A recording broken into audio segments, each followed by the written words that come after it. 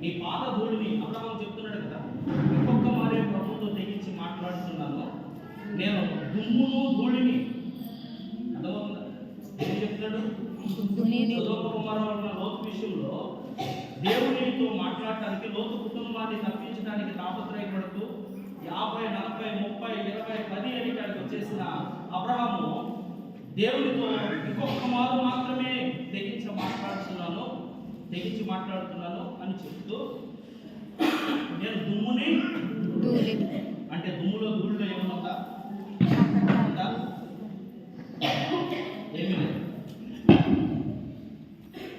ఏమీ లేదని దుమ్ము నేను అనుకుంటున్నా. ఆ దుమ్ములో ధూళిలో ఉన్న గొప్ప విలువైన మాట, మీరు ఏదైనా పట్టణానికి వెళ్ళినప్పుడు,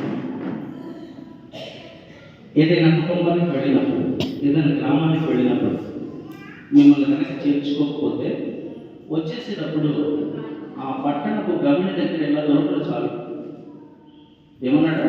మీ పాద ధూళి దొరకదు చాలు, ఆ ధూళితో నేను సాక్ష్యం చెప్పేస్తాను. ఎవరైతే నిన్ను చేర్చుకోలేదో, ఏ పట్టణం అయితే నేను నివసించదు, ఏ గ్రామం అయితే నేను చేదరించు, దేంతో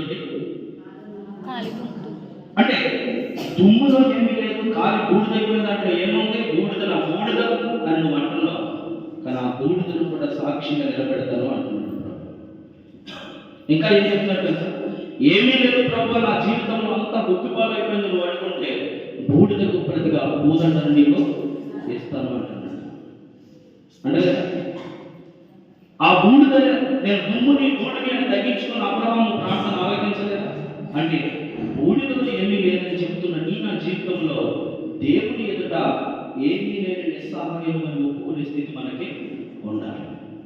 అది గ్రహించిన వారే యోనా ప్రకటన విన్న నినివే పట్టణస్థులు, యోనా 2వ అధ్యాయంలో 12వ అధ్యాయం 12వ వచనం కాడి నుంచి 19వ వచనం వరకు చదువుకుంటే అక్కడ చక్కటి మాటలు ఉంటాయి.